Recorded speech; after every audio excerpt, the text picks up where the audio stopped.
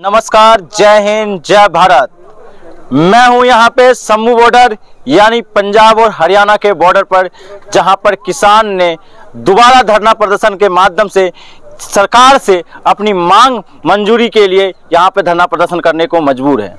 मैं हूं सुमित शर्मा। बातें किसान की जो एमएसपी की बात कही गई थी, उस एमएसपी की बातों को मनाने के लिए यहाँ किसान धरना प्रदर्शन के माध्यम से सरकार से कह रही कि हमारी मांग पूरी की जाए। चाहे किसान के जो 700 किसानों की शहादत हुई थी उनके मुआवजे की बात हो, चाहे थार से कुचल दिए गए किसान उनके अपराधी को जेल में डालने की बात हो, चाहे किसान की जो कृषि लागत है, कृषि लागत के हिसाब से स्वामीनाथन आयोग के सिफारिश के मुताबिक उनके मुनाफे के लिए एमएसपी फिक्स किया जाए, उन तमाम मुद्दों को लेकर किसान यहां धरना प्रदर्शन के लिए मजबूर है। मैं हूं सुमित शर्मा, बात करता हूं तमाम उन मुद्दों को लेकर।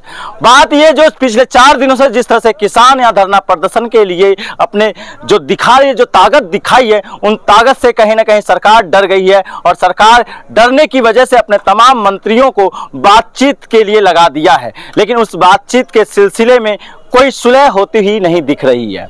सुलह होती हुई इसलिए नहीं दिख रही है क्योंकि राजनाथ सिंह, पीयूष गोयल और मुंडा साहब ने किसान के जो नेता हैं उनके साथ मुलाकात की और बातें तो की, लेकिन कुछ मांगों पे सहमति नहीं बन पाई है। और किसान की लगातार वही मांग है, हमारी जो मांग है उसको तुरंत लागू किया जाए और तुरंत मान ली जाए, जिसकी हमारी जो किसान समुदाय है, किसान समुदाय हित के लिए कार्य हो। बात इनकी यह है कि पिछले कुछ सालों में जिस तरह से किसान ने प्रतिदिन 30 किसान आत्महत्या करने को मजबूर है, और कारण एक ही है। इन किसानों का कहना है कि जो हमारे तमाम जो कानून है वो पूंजीपतियों के लिए तो है, लेकिन हमारे खिलाफत है। इसी के मद्देनजर आपने देखा भी होगा इस शंभू बॉर्डर पे किसानों और पुलिस प्रशासन और शासन के बीच में झड़प, जिनकी वजह से कई किसान घायल हो गए और जिनकी वजह से इनको तमाम मीडिया के माध्यम से आपको सुनने को मिल रहा होगा ये किसान नहीं है। अगर किसान होते तो इनका काम सड़कों पे क्या है। लेकिन ये तमाम आप जो ट्रॉलियों का जो जमावड़ा देख रहे हैं, ये बता रहा है कि ये किसान ही है, क्योंकि किसान जब सड़क पे आता है तो सत्ता के गलियारे में कहीं ना कहीं उन्हें ये लगता है कि उनकी सत्ता चली जाएगी। उन्हीं सत्ता के जाने की डर से इन किसानों के तमाम जो वो संबोधन है, उन संबोधन से इनको बदनाम किया जाता है। पिछले किसान आंदोलन में भी इन तमाम किसानों को भारत सरकार द्वारा और तमाम मीडिया द्वारा इनको बदनाम करने की कोशिश की गई थी, और लाल किले पर जो झंडा फहराया गया था, किसान का मानना है वो सरकार का नुमाइंदा था, उसके ऊपर भी अभी तक कार्रवाई क्यों नहीं हुई है। बात किसानों की है, किसान वो तमाम मुद्दे को लेकर यहाँ पे मौजूद है।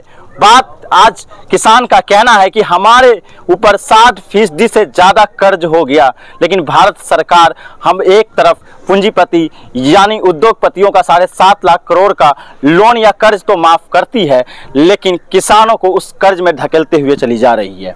किसानों की मांग है कि जब हमारी जो फसलें हैं, आप चाहे बीज की महंगाई देख लीजिए, चाहे सिंचाई की देख लीजिए, चाहे बिजली के देख लीजिए, चाहे खाद का देख लीजिए, इनकी महंगाई इतनी बढ़ गई है कि कृषि लागत इतना बढ़ गया है कि उनके जो एमएसपी की बात जो कर रही है उस पर कहीं ना इनका किसानों का कहना है कि सरकार ने ही बताया है कि 200 रुपये प्रति क्विंटल जो लागत लगती है गेहूं की, उस पर नुकसान होता है, वहीं 680 रुपये प्रति क्विंटल धान जो है उस पर जो लागत लगती है उस पर नुकसान होता है। तो आप समझ सकते हैं कि किस तरह से किसान परेशान है।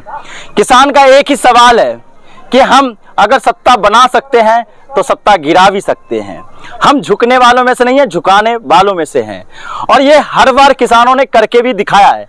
आपने देखा होगा जिस तरह से 3 काले कानून लाए गए थे पिछली बार, तो इस किसान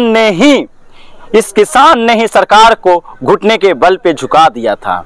फिर दोबारा वही समय आया है। किसानों ने कहा है 2024 का चुनाव नज़दीक है, तो 2024 के जो सत्ता का जो दंगल है, उस दंगल में जो सत्ता के जो राजनीतिक नेता और राजनीतिक पार्टी है, उनको वोट के माध्यम से और इस धरना के माध्यम से किसान उनको उनकी औकात दिखाने का काम करेगी। अगर किसान की बात नहीं मानी गई तो पूरे देश में एक जन आक्रोश रैली होगा, आंदोलन होगा, और ऐसा ना हो कि सत्ता के लिए भारतीय जनता पार्टी के लिए एक खतरे की घंटी बन जाए। इसलिए भारतीय जनता पार्टी भी इस बात को पूरी तरह से समझ रही है। इस तरह से हरियाणा सरकार को जिस तरह से इन्होंने इस काम के लिए लगा दिया गया है कि किसी भी हालत में किसानों को दिल्ली कूच नहीं करने देना है। इसका मतलब ये हुआ कि भारतीय जनता पार्टी और भारतीय जनता पार्टी का आका किसान को आंदोलन करना देना नहीं चाहती है। और किसान का एक तरफ मानना है कि भारत में ही नहीं पूरी दुनिया में किसान अपनी मांग को लेकर सरकार के खिलाफ धरना प्रदर्शन कर रही है, लेकिन भारत जहां हम अपने आप को आज़ाद मानते हैं, जहां किसान देश को संचित करने का काम करता है, सींचने का काम करता है, उस आज़ाद भारत में किसान पे गोलियां चलाई जा रही है, किसान पे लाठी डंडे बरसाए जा रहे हैं। और किसान का ये भी मानना है कि हमारा बेटा जवान बनता है, हमारा बेटा अधिकारी बनता है, हमारा बेटा वो तमाम क्लर्क बनता है, मजदूर है, और उन्हीं बेटों को आज हमारे सामने खड़ा कर दिया गया है। हमें तो ये लगता है इस सरकार ने बाप और बेटे को लड़ाने का काम कर रही है, जो कि कहीं ना कहीं इस सत्ता को उखाड़ फेंकने के लिए किसान और किसान का बेटा एक साथ मिलकर भारतीय जनता पार्टी को आंख दिखाने का काम करेगी। जय हिंद, नमस्कार।